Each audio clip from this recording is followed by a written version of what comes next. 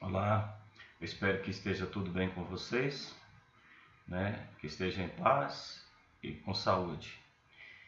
Nesse módulo 3 nós vamos ver a teologia existencialista de Rudolf Bultmann, um alemão, né, cujos textos teológicos têm uma importância muito grande para o pensamento teológico contemporâneo. Abaixo de Karl Barth, ele é o segundo teólogo protestante, né? Em termos de grau de importância, ele é o segundo, depois de Karl Barth. Bultmann ele se faz presente na discussão teológica protestante e na católica, assim como foi Karl Barth, né? Como é Karl Barth. E, sobretudo, pela interpretação que ele faz sobre os evangelhos, né? A pessoa histórica de Jesus, ou seja, ele vai dar uma importância muito grande à historicidade de Jesus, aquele Jesus humano, que viveu e que se tem relatos sobre ele de ter sido, de fato, ele ter estado presente na história. E também na sua mensagem, que Bultmann vai fazer essa leitura da mensagem de Jesus apontando elementos que foram inseridos, né, nos textos sagrados, que ele chama de mitos, né? Então é preciso retirar esses elementos mitológicos que estão inseridos ali no texto sagrado. E o método que ele usa é o método histórico crítico, muito em voga, principalmente no século XIX, né, quando os historiadores vão usar bastante esse método, e ele vai aplicar esse método também na teologia, né, que ele vai estudar o contexto e a intenção do autor.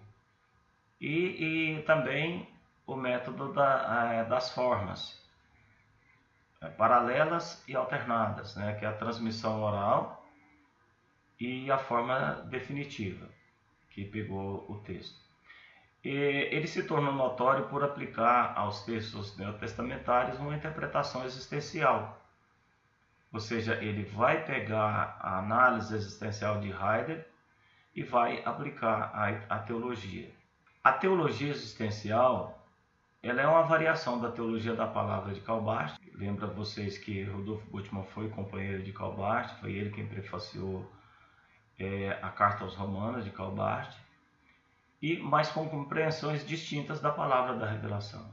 Enquanto Karl Barth vai significar um retorno à dogmática, Bultmann ele vai continuar com a sua teologia existencial profundamente radicado na teologia liberal. Ele vai então partir da filosofia existencialista para construir sua teologia existencialista. O ponto central da filosofia existencialista de Heidegger, que o que vale não é a intenção do autor nem o texto, mas o que fala a nós hoje, e esse é o sentido do texto. O que importa não é o texto, mas o que está por trás do texto. Interessa mais o que o texto quer dizer existencialmente, ou seja, na experiência do indivíduo que está lendo, e não o que quis o autor dizer historicamente. Ou seja, o mesmo texto pode dizer várias coisas para outras pessoas que não a mim, né? Ou seja, eu tenho uma compreensão do texto e outras pessoas vão ter várias compreensões do texto também, embora seja o mesmo texto. E para ele isso é que conta, né? O que interessa é o que o texto diz para as pessoas, na existência da pessoa. Qual o significado do texto para a minha existência hoje, né? Então, a interpretação das escrituras só é possível se lidas existencialmente, ou seja, se forem experimentadas. E as escrituras não são objetivamente a palavra de Deus. Elas se tornam a palavra de Deus na subjetividade da pessoa. Então, a teologia de Bultmann, né, é assim chamada por uma análise ontológica da existência humana, ou seja, ele adapta a teologia à filosofia existencialista de Heidegger e centrada na existência humana, por isso o termo teologia existencialista. Vai aplicar em suas ideias os princípios da filosofia existencial de Heidegger, que, como nós vimos acima, que é o ponto central da teologia de Bultmann. E a estruturação da sua teologia, né? Se dá pela compreensão autêntica e inautêntica do homem. Compreensão autêntica mostra o lado positivo do ser humano, né? Autenticidade, ou seja, aquilo que é de verdadeiro, ou seja, aquilo que é bom, o lado bom do homem. Inautêntica do homem é a questão da análise que faz do pecado, sobretudo do pecado.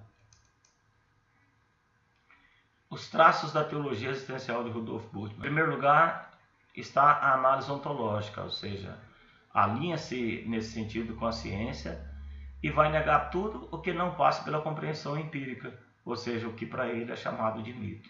Por isso eu disse para vocês que a teologia existencial de Rudolf Bultmann ela está bem alinhada com o liberalismo teológico.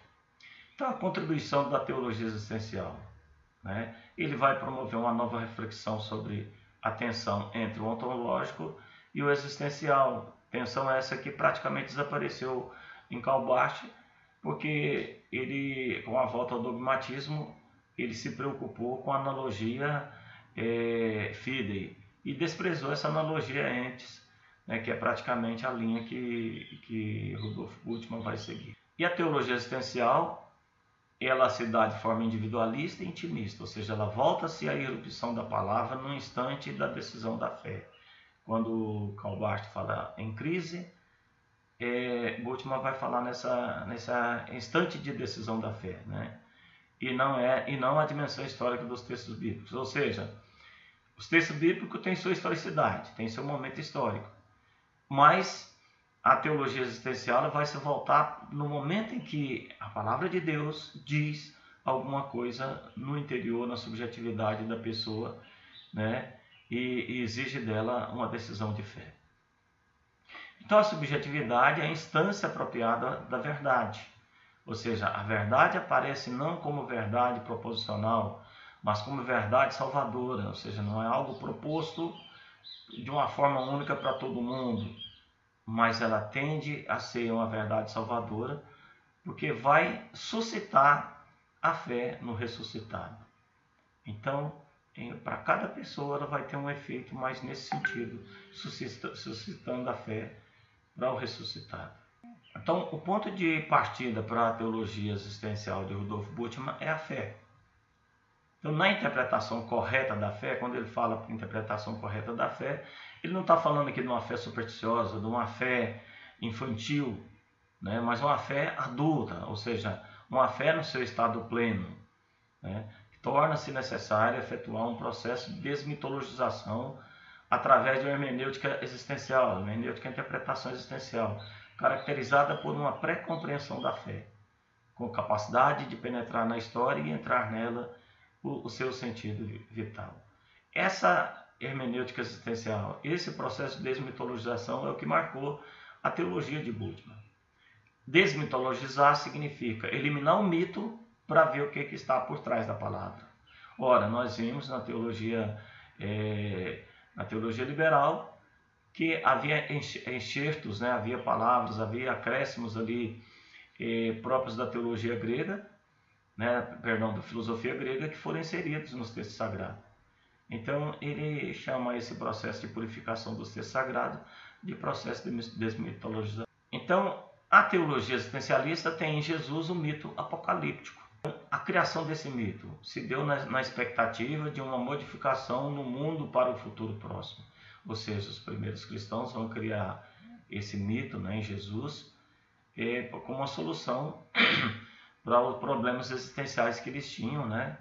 E em vista a modificar a sociedade da época e tudo para o futuro próximo. Quais as consequências disso? Vai ter um sentido existencial para o presente hoje. Aquilo que os discípulos de Jesus, aquilo que os primeiros cristãos tinham em relação a Jesus e que foram registrados, né, nos evangelhos, vai ter um significado profundo nos dias de hoje. Então vai colocar cada pessoa diante de uma decisão final aqui e agora, ou seja, o sujeito é interpelado, o indivíduo é interpelado pela palavra de Deus e é chamado a dar uma resposta a essa palavra. Bultmann explicando por si mesmo, né? Então, a afirmação de que a existência do ser humano pode ser analisada sem levar em conta sua relação com Deus, pode ser qualificada de decisão existencial. Mas essa eliminação não procede de uma preferência puramente subjetiva. Bultmann vai fundamentar-se antes na percepção existencial de que a ideia de Deus não se encontra à nossa disposição quando construímos a teoria da existência humana. Por outra parte, aquela afirmação aponta para a ideia da liberdade absoluta, seja esta ideia aceita como verdadeira, seja antes rejeitada como absurda. Ou seja, na existência humana vai caber em total liberdade o ser humano aceitar a ideia de Deus como algo verdadeiro, né? Ou então como algo falso, né? Então poderíamos expressar isso de outro modo. A eliminação da relação entre o ser humano e Deus é a expressão do conhecimento pessoal que eu tenho de mim mesmo. Ou seja, o reconhecimento de que não posso encontrar a Deus olhando para mim mesmo ou para o meu interior. Então, assim, pois, essa eliminação confere à análise da existência sua neutralidade. Então, Rudolf Bultmann foi um teólogo alemão, nasceu em 1884, faleceu em 1976, viveu aí, portanto, 90 anos de idade, né? Ele foi professor da Universidade de Marburgo de 1921 até a sua aposentadoria em 1951. E tem como obra de destaque a História da Tradição Sinótica, 1921, e ele é reconhecido mundialmente, né, principalmente no meio acadêmico, como o maior estudioso do Novo Testamento do século XX. Ou seja, ninguém estudou mais o Novo Testamento do que ele, né, no século XX, que é o tempo que nós estamos a viver e que nós chamamos de pensamento teológico contemporâneo quando se trata da teologia. Temos outras obras de destaque aí, né, a Teologia Liberal e o mais recente movimento teológico. O problema de uma exegese teológica do Novo Testamento, né, que ele coloca exatamente essa questão que os exegetas de hoje não levam em consideração os mitos que estão presentes no Novo Testamento. Jesus, que é uma obra bem sintética, bem pequenininha que eu tenho. O significado da teologia dialética para a ciência neotestamentária. E outro livro muito bom que eu tenho, que é praticamente um resumo da obra, que é Crer e Compreender. O processo de demitologização é onde se dá a concentração de toda a obra do Rudolf Bultmann. E ele é um procedimento hermenêutico, né? Portanto, um caminho metodológico que ele usa de interpretação e interroga enunciados ou textos mitológicos quanto a seu teor e sua realidade. E vai afirmar que o mito fala de uma realidade, mas de uma forma inadequada, ou seja, não corresponde àquilo que é a realidade histórica. O Novo Testamento não deve ser interpretado cronologicamente, porque carece de historicidade. Não dá para, por exemplo, estabelecer, a partir do Novo Testamento, né, uma biografia de Jesus, exatamente pela presença dos mitos. Mas antropologicamente, ou seja, aquilo que eles possam dizer existencialmente para a pessoa, seja para a existência da pessoa. O ponto de partida para seu projeto está na concepção mítica do universo do Novo Testamento de forma tripartite: céu, terra e inferno. E o ser humano é o elemento canalizador entre o poder divino e o demoníaco. Por que é o elemento canalizador? Porque está no ser humano a decisão entre acreditar em Deus ou não acreditar, entre praticar o bem ou praticar o mal, né? Então, por isso é que o ser humano é o elemento canalizador. A demitologização tem uma dupla tarefa, né? Uma positiva e outra negativa. A negativa vai exercer uma crítica à imagem do mundo tal como expressa no mito e, por consequência, da imagem mítica do mundo tal como expressa na Bíblia. Ou seja, a imagem mítica da Bíblia vai ser algo considerado para ele uma coisa negativa. O que tem de positivo no seu projeto de demitologização, né? O esclarecimento da verdadeira intenção, tanto do mito quanto das escrituras sagradas. Se na teologia liberal descartava o mito, aqui ele não está descartando o mito, ele dá uma valorização no mito, né, juntamente com as escrituras sagradas, mas vai separar uma coisa da outra para ver o que os dois têm a dizer, a existência do ser humano hoje. E isso leva a uma terceira tarefa, ou seja, uma vez que separou, né, nessas duas tarefas, vai conduzir essa terceira tarefa, que é a hermenêutica, ou seja, uma tarefa interpretativa. Ele vai interpretar, né, aquilo que o mito quer dizer e aquilo que o texto sagrado quer dizer. No seu programa de demitização, a diferença entre Rudolf Bultmann para a teologia liberal. A teologia liberal ela vai fazer cortes, ou vai escolher algum trecho no interior do Novo Testamento e vai eliminar o mito, como se esse fosse a causa de a casca, né, de um núcleo perene de asserções éticas, ou seja, ele vai interpretar o mito como se fosse um invólucro ali que estivesse escondendo por dentro a palavra de Deus, ou seja, aquilo que o autor queria dizer. O que o Bultmann vai fazer isso? Vai descartar o mito? Vai fazer cortes ali nos textos neotestamentários? Não.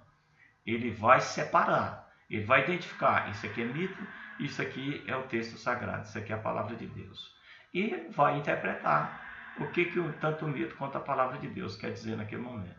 Então o Bultmann vai dar uma interpretação antropológica, ou seja, existencial dos enunciados do Novo Testamento, de modo a tornar evidente para, além de toda a apresentação figurativa e mítica, o que o texto tem a nos dizer hoje. Então ele vai separar o mito sem descartá-lo. O mito vai ter seu valor para a existência humana, porém, a quem for interpretar hoje, né, a palavra de Deus vai estar consciente de que tem a inserção daquele mito. O ato de crer na interpretação de Bultmann não é uma decisão cega, não é uma aposta, né, que se faz sobre a existência ou não de Deus. Então não é uma adesão a algo misterioso ou incompreensível, né? Praticamente aqui esvazia aquele sentido que nós temos da fé. É compreensão de si mesmo, ou seja, a partir do momento que eu me compreendo, eu vou estar, né, apto a crer. Ou seja, é compreender que não se pertence ao mundo, é espaço de caducidade, do pecado, da morte, e sim ao mundo do Deus da vida. Então é perceber dentro de si essa dimensão espiritual. E é concordância com o agir de Deus conosco. E nossa resposta à palavra que Ele nos dirige. Então, ao invés da lei natural, né, Deus vai falar a nós através da sua palavra, através da palavra que Ele nos dirige. Então, a apreensão de nossa existência, ela implica também a apreensão de Deus, naquilo que nos fala e realiza em nós. Ora, as perguntas ontológicas que nós fazemos, quem sou, né, vai levar necessariamente a quem é Deus. De onde venho? Né, do céu. Para onde vou? Para o céu. Então vai levar sempre a essa questão da minha existência com aquilo que posteriormente eu serei. Ou seja, quem sou leva a constatar, né, a existência de Deus, quem é Deus. De onde venho? Do céu. Eu me encontro na terra. Para onde vou? Novamente para o céu. Ou seja, o homem é pó, né, e ao pó retornará.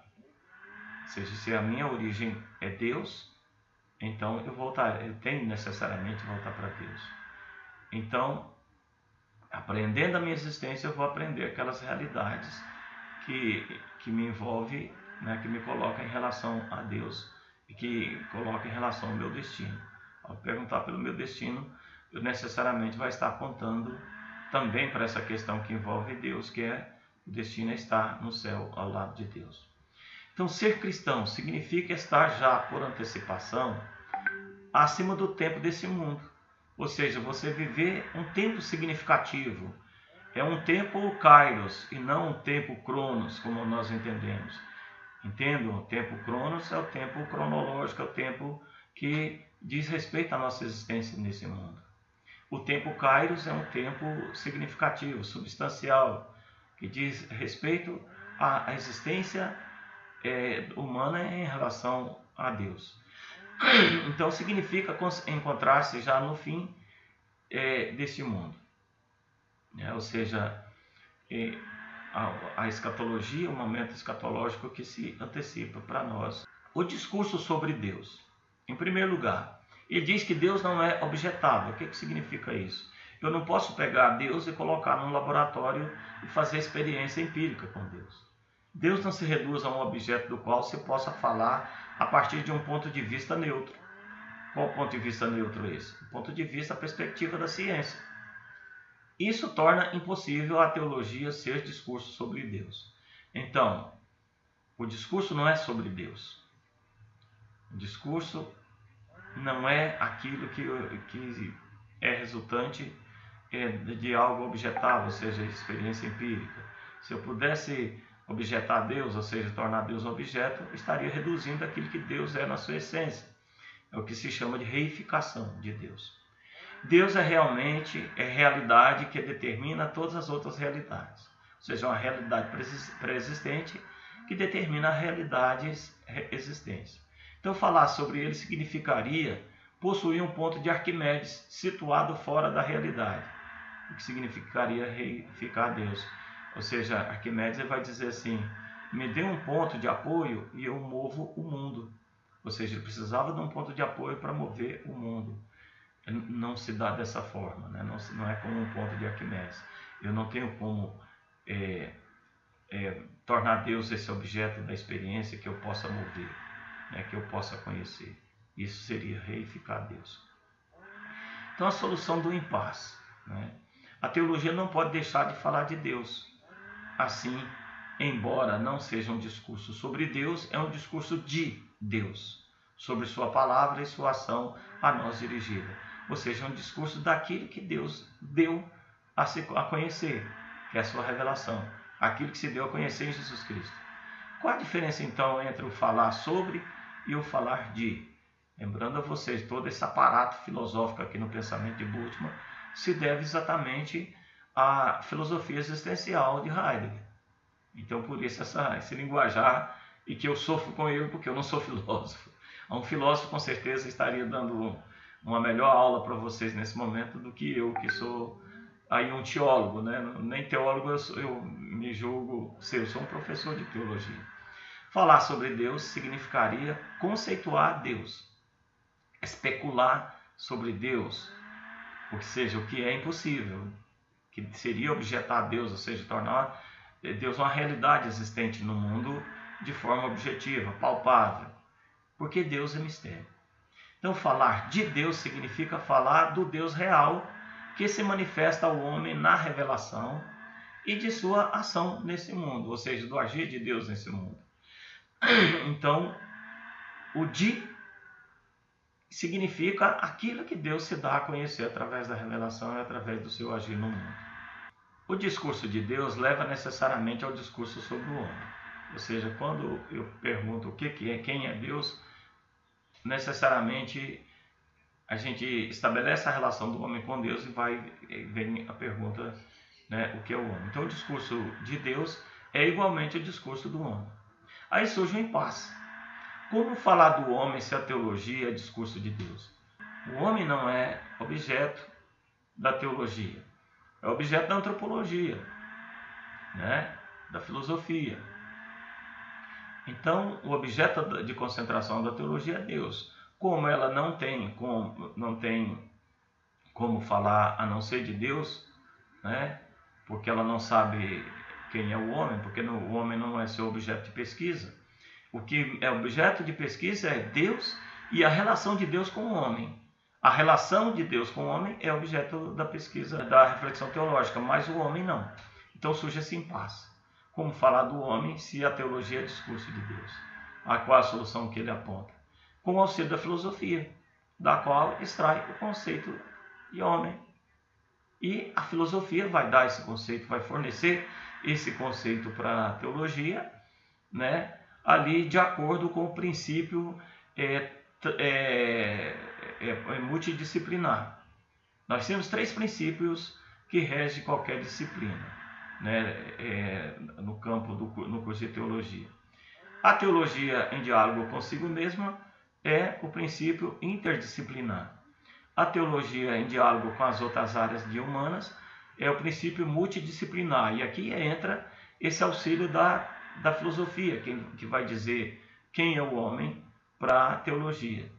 E também, né, nós temos o princípio transdisciplinar, que é o discurso da teologia com a física, com a química, com a biologia e por aí vai, ou seja, com a área de exatas.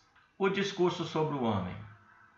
Aí a diferença entre a teologia existencialista, né, e a teologia liberal. O discurso sobre o homem, que é, na realidade, né, filosofia. No momento que eu estou falando sobre o homem, estou filosofando. A concepção filosófica do homem na teologia liberal é própria do idealismo, né? O ser do homem é logos, ou seja, razão, né? E, portanto, o divino, ao ponto, uma vez que é logos, que é razão, é divino. Por isso, a questão da concentração antropológica, ou seja, do deslocamento do teocêntrico para o antropocêntrico na teologia liberal, né? Que o homem passa a ser divinizado. Lembrando a vocês que o Nietzsche chegou a absolutizar o homem de tal forma de chamá-lo de super-homem, ou seja, o homem que supera a si mesmo em inteligência e em razão.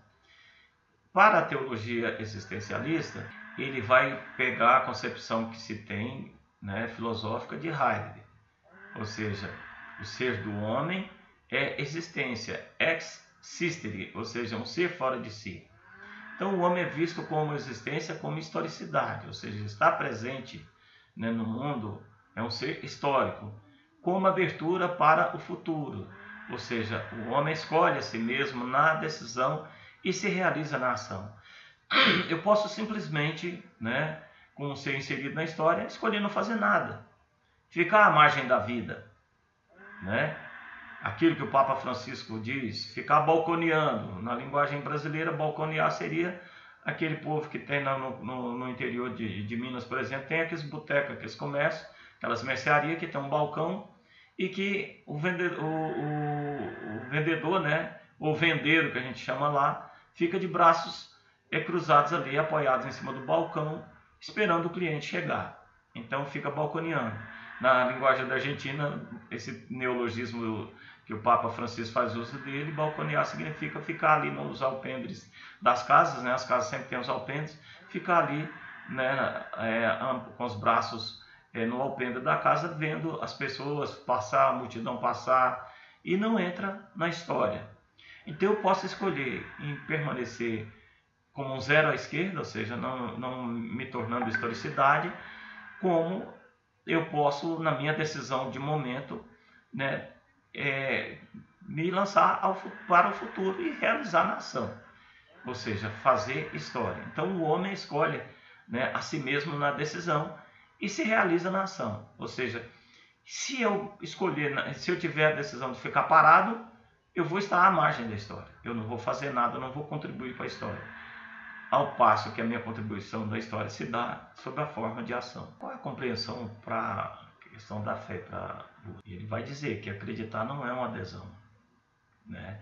Mas é você reconhecer a si mesmo, ou seja, na sua interioridade, que você vai reconhecendo a si mesmo, você vai perguntar quem sou, aí você vai procurar conhecer a si mesmo. Conhecendo-se a si mesmo, você vai chegar na questão de Deus, quem é Deus? Então, duas categorias que são polarizadas: a existência autêntica e a existência inautêntica. A fé significa abandono radical a Deus, aquilo que Deus exige, aprova e concede. Então, autenticidade significa a fé vista como liberdade perante o mundo, ou seja, demundização, ou seja, abandono radical a Deus, uma nova compreensão de si mesmo. Ou seja, o que é demundização? É eu deixar de ser do mundo. Ou seja, a partir do momento que eu me conheço e que vem a questão de Deus e que eu chega a essa questão de Deus, eu vou me deparar que Deus exige de mim uma resposta. Ele fala em mim, pela sua palavra, exige de mim uma resposta. E essa resposta se dá pela fé, de uma forma de um agir autêntico. Ou seja, a partir do momento que eu aceito Deus na minha vida, eu vou me abandonar radicalmente a Deus e vou passar a ter uma nova compreensão de mim mesmo. Ou seja, eu já não sou mais um homem velho, eu sou um homem novo. E esse processo de conversão, ou seja, que que se dá como liberdade perante o mundo, ou seja, eu vou desconstruir o homem velho e construir um homem novo, dar lugar para um homem novo. Isso chama demonização, ou seja, se eu sou do mundo, eu não tenho uma vida autêntica. Então, não se dá pela via da autenticidade, sim da inautenticidade que nós vemos, né, que é essa existência inautêntica. Mas se eu opto pela autenticidade, ou seja, pela verdade e pela existência, por aquilo que existencialmente eu entendo de Deus, então eu sou levado a esse processo de demonização, ou seja, de já não ser mais do mundo, né? Mas sim de uma nova realidade que Deus me oferece. Então não é própria do homem essa existência autêntica. Ela se torna possível por Deus e sua palavra. Ou seja, eu não tenho dentro de mim a capacidade de ser bom. E vai ser despertado dentro de mim conhecer essa bondade que vem por parte de Deus. Que é Deus que me concede através da sua palavra. Então é preciso de estar sempre vivendo a palavra de Deus para que eu tenha uma vida autêntica. Caso contrário, eu vou estar vivendo aquilo que é próprio do mundo, ou seja, que é próprio do ser humano. O sumo bem é próprio de Deus. Então, para eu praticar o bem, eu preciso de estar alinhado ali à palavra de Deus.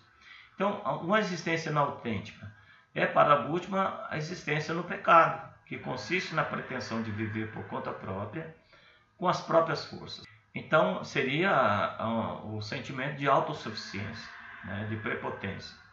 A inautenticidade, que é o contrário, que polariza com a autenticidade, né? O pecado enquanto autossuficiência.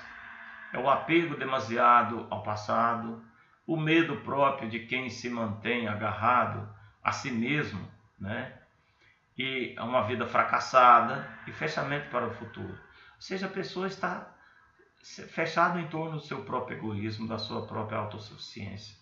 E aí não há espaço para uma vida autêntica, ou seja, não há espaço para a fé, não há espaço para o abandono radical de Deus, né? Numa nova compreensão de si mesmo como um ser, né?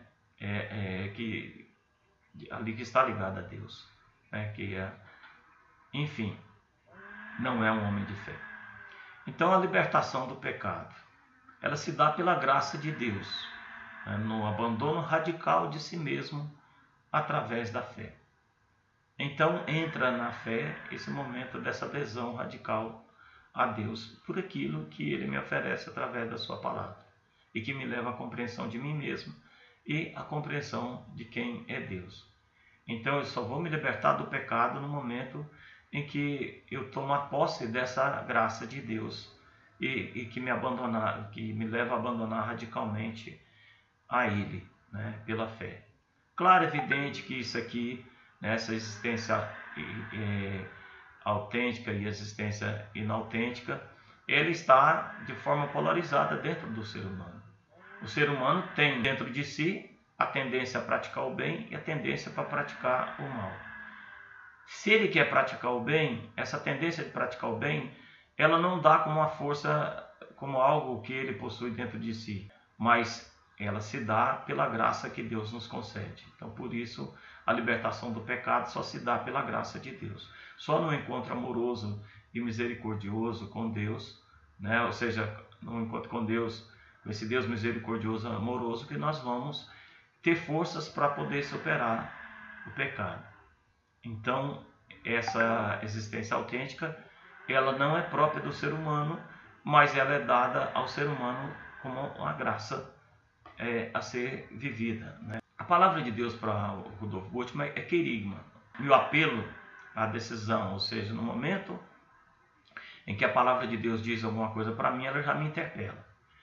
E eu devo acolher a palavra de Deus na fé, ou seja, significa a compreensão de mim mesmo de modo radicalmente novo, ou seja, perceber dentro de mim uma existência nova, algo que se diferencia do que era antes. E isso se dá no momento em que eu acolho a palavra de Deus. Só na fé se chega à verdade da própria existência. Ou seja, Aqui tem a questão da fé. Se a fé dá uma diferença muito grande entre o crer, né, no momento do ato de crer, né, que você vai acreditar em Deus, é somente na fé que você vai colocar essa crença em Deus como ato, ou seja, como prática, né? É aquilo que diferencia. A crença, ela está ligada a um corpo de afirmações dogmáticas, afirmações doutrinárias, afirmações religiosas e tudo. Está mais diretamente ligada a uma religião. A fé é algo subjetivo na pessoa e só desperta a fé o conhecimento a partir do momento que você tem uma experiência com Deus. Então só na fé se chega à verdade da própria existência. Então o Antigo Testamento só é palavra no sentido imediato, ou seja, mediador. Ela vai servir como um pedagogo, como diz Paulo, para conduzir o povo do Antigo Testamento até chegar a Jesus Cristo, né? E naquilo que nós sabemos, né, que coube a João Batista, né, fazer a entrega, né, dizer: eis o Cordeiro de Deus, aquele que tira o pecado do mundo. Então, o Antigo Testamento só é palavra no sentido imediato, ou seja, serve para tornar compreensível Cristo, palavra e revelação de Deus que se faz na existência humana. Então, por isso que ele se concentra o estudo no Novo Testamento, né, que é a palavra e a revelação de Deus. O Antigo Testamento só tem esse valor de conduzir, de mediar, né, uma caminhada até chegar à compreensão de quem é Cristo. Então as Escrituras não são objetivamente a palavra de Deus. Elas se tornam palavra de Deus somente quando nos falam subjetivamente. Mais uma vez aí, aquela ideia. Pergunto para vocês. Tem a Bíblia na casa de alguém, ou até mesmo na sua casa, né? Ali, sempre aberta num determinado canto da casa, até empoeirada, com as páginas amareladas com o tempo, né? Ela deixa de ser a palavra de Deus para você? Então aqui Bultmann vai dizer assim, que é uma coisa, não é que ele está desfazendo, não é que ele está ali desvalorizando o símbolo ali daquelas páginas de papel que significa a palavra de Deus para nós, né? Que foi montada ali de uma forma sistematizada, ou seja, houve estabelecimento de um cânon, o que entrou na Bíblia é aquilo, o que está ali é digno de fé. Não é isso, ele não vai descartar a Bíblia. Ele vai dizer que para o homem comum, se as Escrituras não são objetivamente a palavra de Deus, ele vai olhar para aquela Bíblia ali e vai ver como um livro qualquer. Ou seja, só vai ter valor, só se torna a palavra de Deus somente quando nos fala subjetivamente. Ou seja, na hora que eu li um trecho da Bíblia, aquilo falou ao meu coração. Então aí é a palavra de Deus. Caso contrário, ela não vale nada para mim. Mesmo que eu diga que é a palavra de Deus, mesmo que eu reconheça, né, a palavra de Deus está aqui, eu tenho a Bíblia na minha mão, mas eu não vivo de acordo com ela, a hora que eu faço a leitura da Bíblia não diz nada para mim, não diz nada ao meu coração, ela de fato não tem valor, né? Ela só vai ter seu valor se diz alguma coisa ao meu coração. Então não é o fato de desprezar a Bíblia como que é um símbolo, né, da palavra de Deus, ou seja, a hora que eu olho o livro remete à palavra de Deus, né, que tem esse valor simbólico. Não, para ele é o valor existencial, ou seja, diz alguma coisa, então é a palavra de Deus. Se não disser, é aquilo que a gente sabe. A pessoa que tem uma Bíblia aí toda empoeirada, já amarelada com o tempo, não está dando valor à palavra de Deus, porque não está vivendo da palavra de Deus. Mesmo que viva com a prática do bem e tudo, mas ali não está, a Bíblia não está tendo essa significação para ela, não diz alguma coisa ao seu coração. Então a palavra de Deus é evento da salvação, ou seja, sempre que Deus se revela em vista à salvação. Tudo que Deus diz no Antigo Testamento vai conduzir para Jesus, que é a salvação, que é o cume da salvação, ou seja, que vai concretizar o plano salvífico de Deus para o homem. Então, é evento da salvação, ou seja, se realiza na palavra de Deus, anunciada e ouvida na fé, que é o que nós conhecemos por querigma cristão, que é o primeiro anúncio. Você ouviu o primeiro anúncio, adere a ele, passa a acreditar em Deus. Tem poder e eficácia, ou seja, uma vez anunciada, deve ser ouvida, né? Ou seja, a palavra de Deus jamais voltará vazia, né? Ela deve ser ouvida. É diretriz a ser seguida, ou seja, ela se torna normativa. Aquilo que está escrito, os ensinamentos que está escrito ali na palavra de Deus, vai ser a norma que eu vou seguir no meu agir no dia a dia, né? É ordem a ser observada, ou seja, ela vai nos interpelar. E enquanto nos interpela, né, é um apelo, pois põe o homem em estado de decisão, ou seja, no momento que ela me interpela, eu tenho que tomar a decisão. E é apelo decisivo, ou seja, aquilo que a decisão que eu tomar vai ser decisivo para a minha existência. Então, quem o ouve, né, chega à verdade de sua existência, ou seja, quem ouve a palavra de Deus vai chegar à verdade da sua própria existência. Ou seja, a minha razão de ser, né, é para adorar a Deus, é para servir a Deus e não servir-me de Deus, como muitas pessoas hoje servem-se, né, ao invés de se prestar serviço a Deus, coloca Deus a seu serviço, inclusive ganhando dinheiro para isso na venda de milagre. A igreja, o Bultmann vai dizer, é o lugar da palavra de Deus. Interessante que enquanto o Calbart, ele praticamente despreza a igreja, o Bultmann vai valorizar a igreja como lugar da palavra de Deus. Porque é por meio dela e seus mensageiros, ou seja, principalmente os sacerdotes, que a mensagem é proclamada. E se transforma em anúncio, num convite, no querigma, né? Ou seja, o convite é você procurar conhecer a Deus mais em profundidade através da palavra. Tomar uma decisão a partir da palavra. Então a igreja se fundamenta no evento da salvação. Ou seja, é o evento da palavra. Por isso a essência de ser da igreja como transmissora da palavra. Ou seja, a única razão de ser da igreja é transmitir a palavra de Deus.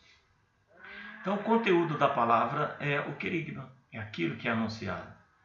O evento da salvação, ou seja, no momento que a palavra de Deus é anunciada para alguém, ali está acontecendo um evento salvífico.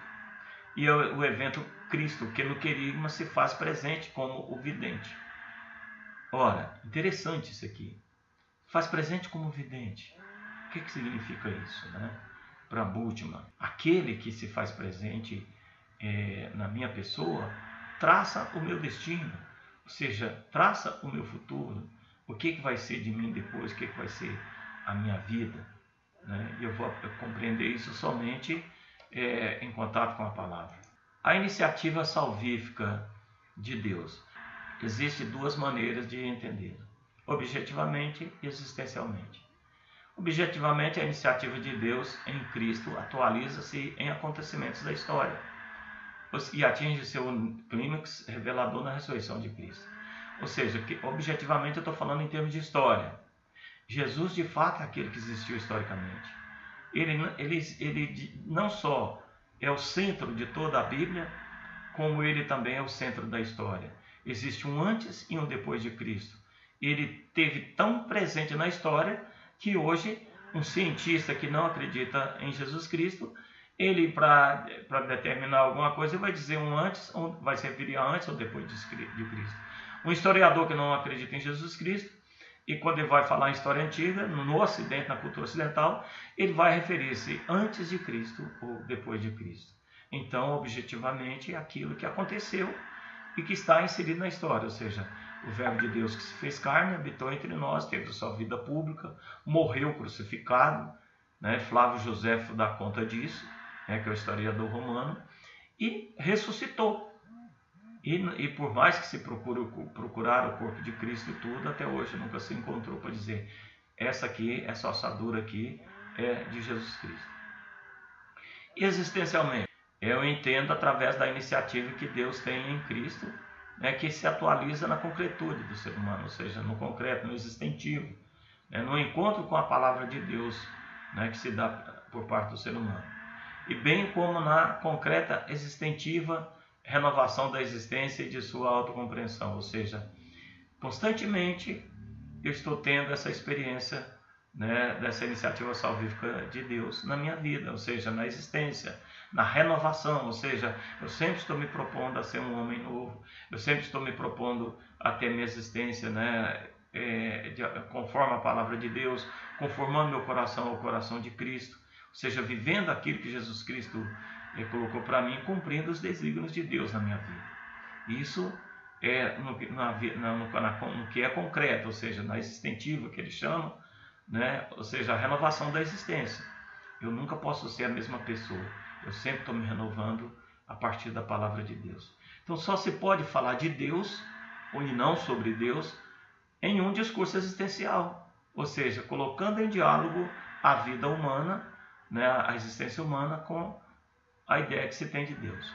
Se entendido o evento da salvação como evento da salvação para mim, ou seja, como é subjetivo, Deus fala na subjetividade, na sua palavra na subjetividade, é evento de salvação para mim. Por que isso?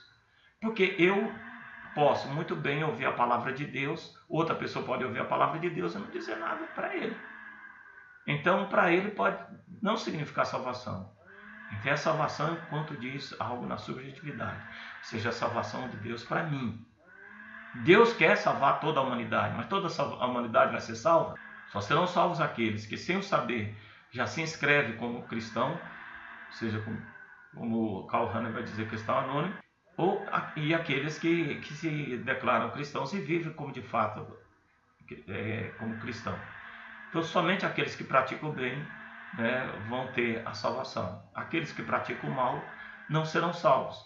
Então, a salvação de Deus é para todas, mas ela só vai ter a validade quando diz respeito a cada um de nós. Então, sem os incorretos e enganadores discursos sobre Deus. Ou seja, o discurso sobre Deus pode levar a pessoa a ter um conhecimento científico de quem é Deus. Aquele teólogo, por exemplo, que é um professor de teologia em São Paulo e é ateu, ele tem discurso sobre Deus. Ele não tem discurso de Deus, porque o discurso de Deus implica um discurso do que Deus significa para mim na minha subjetividade em termos de salvação. O evento da salvação se realiza no evento da palavra, à medida que essa se torna anúncio, né, aqui e agora, da iniciativa escatológica de Deus em Cristo, ou seja, uma realização, algo que está radicado na transcendência, que se faz presente na nossa existência através de Jesus Cristo, né, que se encarna na pessoa de Jesus, né, se encarna no seio de Maria. O que eu conheço de Jesus Cristo e que é decisivo para a minha salvação, que não basta eu conhecer aquilo que a Bíblia está dizendo para mim historicamente, é preciso que eu tenha uma vida, uma existência semelhante àquela de Cristo, ou seja, que eu faça aquela caminhada de doação, né, de atos de alteridade, ou seja, de doação, de serviço ao próximo, praticando sempre o bem, não pensando em mim mesmo, mas pensando no outro, e não uma mera abstração que eu tenho de Deus, e uma vez que eu abstrair a ideia de Deus, então eu serei salvo. Não. A salvação exige não só essa abstração do discurso de Deus, que é um discurso que se dá na existência humana. Ou seja, crer significa agir. A fé, ela tem um encontro na existência. A partir do momento em que eu vivo a minha fé só é autêntica se eu pratico atos de autenticidade. Senão, eu vou ter uma vida inautêntica e aí a fé não se faz presente. Então, aqui, essa referência ao Jesus da história é dizer que Jesus teve uma caminhada de vida aqui nesse mundo, né? Então, a salvação não é algo dado assim de imediato, assim, mas é algo a ser construído no decorrer da minha existência, aqui, assim como Jesus viveu, né, na história. Então, o sim de Deus à minha vida, que me anuncia o querigma, é aquele mesmo sim que Jesus Nazaré viveu com os seus homens, ou seja, uma caminhada, né, até o desfecho final que se dá na ressurreição. Por isso é que se diz que não existe cristianismo sem cruz, porque nós somos levados a percorrer esse itinerário salvífico de Jesus Cristo. O ponto delicado da teologia de Bultmann, né, que já começa a nos encaminharmos para as ideias conclusivas. Em primeiro lugar, o corte que ele faz em relação a Jesus histórico do Cristo da fé. Então não tem relevância para o evento salvífico o Jesus histórico, né? O querigma não é a palavra de Jesus, mas é Cristo. A pregação de Jesus é promessa de salvação, ou seja, Jesus prega aquilo que pode dar a salvação, que se concretiza em Cristo. Então, o Jesus histórico, para Bultmann, ele tem como que um mediador que nos faz chegar até Cristo através do anúncio da palavra, que é promessa de salvação. Ou seja, é aquela situação, se Jesus não tivesse ressuscitado, vã seria a nossa fé, a nossa pregação. Então, o Bultmann vai fazer esse corte desse Jesus histórico, e o Cristo da fé. Então, é impossível para nós, católicos, hoje, viver a não ser em Jesus Cristo. Ou seja, eu não posso descartar o Jesus e viver só conforme o Cristo da fé. Eu preciso de viver esse Jesus histórico.